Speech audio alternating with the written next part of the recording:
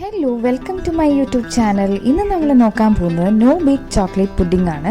Easiest pudding ആണ്. Chocolate crave ചെയ്തിരിക്കുന്നവർക്ക് സുഖമായിട്ട് ഉണ്ടാക്കാൻ പറ്റുന്ന ഒരു 5 ഇൻഗ്രീഡിയൻറ്റ് 10 minutes പുഡിംഗ് ആണിത്. അപ്പോൾ എങ്ങനെയാ നോക്കിയിട്ട് വന്നാലോ.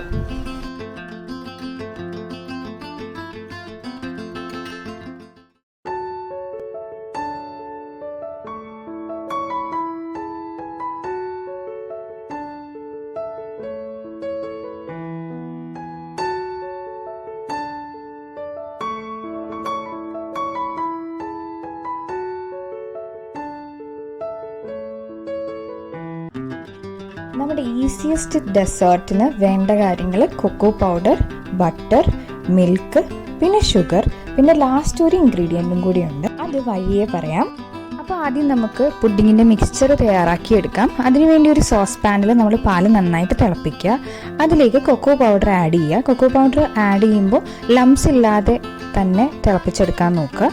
അതിലേക്ക് ബട്ടർ ആഡ് ചെയ്യുക. അപ്പോൾ ഒരു നല്ല സിൽക്കി കൺസിസ്റ്റൻസി കിട്ടും. പഞ്ചസാര ആഡ് ചെയ്യാം. നന്നായിട്ട് ഇളക്കി ഒരു മീഡിയം തിളപ്പൊക്കെ വന്നതിന് ശേഷം നമുക്ക് നമ്മുടെ ലാസ്റ്റ് ഇൻഗ്രീഡിയൻ്റ് ആഡ് ചെയ്യാം.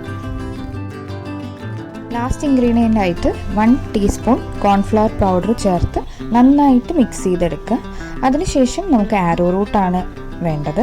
ആരോ റൂട്ട് ബിസ്ക്കറ്റ്സ് നന്നായിട്ട് ചെറുതാക്കി എടുത്തതിന് ശേഷം അതിലേക്ക് നമ്മളിപ്പോൾ എടുത്തു വെച്ചിരിക്കുന്ന മിക്സ്ചർ ഒഴിച്ച് ഒരു പുഡിംഗ് ട്രേയിലേക്ക് മാറ്റുക. ഞാനിവിടെ പുഡിംഗ് ട്രേയിലേക്ക് ഡയറക്റ്റായിട്ട് ഒഴിച്ച് മിക്സ് ചെയ്യുകയാണ്.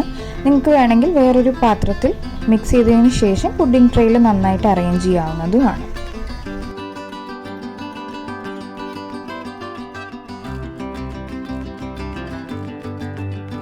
മിക്സിംഗ് എല്ലാം കഴിഞ്ഞതിന് ശേഷം നമുക്കിത് അടച്ചു വെച്ചിട്ട് റെഫ്രിജറേറ്റ് ചെയ്യണം. ഇതിൻ്റെ അടപ്പോ അല്ലെങ്കിൽ ക്ലിംഗ് റാപ്പ് ഉപയോഗിച്ചോ നിങ്ങൾക്കിത് അടച്ചു വെക്കാം. ഫ്രീസറിൽ വെക്കരുത്. 3 മണിക്കൂറെങ്കിലും മിനിമം വെക്കണം. 3 മണിക്കൂറിന് ശേഷം നമ്മുടെ ഡെസേർട്ട് റെഡിയാണ്. ഞാനിവിടെ ചോക്ലേറ്റ് ഗനാഷ് വെച്ച് ഇതിനെ ഡെക്കറേറ്റ് ചെയ്ത് കൊക്കോ പൗഡർ ഡസ്റ്റ് ചെയ്ത് കൊടുത്തിട്ടുണ്ട്. അപ്പോൾ നിങ്ങളും ഈ റെസിപ്പി ട്രൈ ചെയ്യുമെന്ന് ഞാൻ വിചാരിക്കുന്നു. ഇനി നല്ല നല്ല വീഡിയോസ് ആയിട്ട് കാണുന്നിടം വരെ താങ്ക് യു സോ മച്ച്.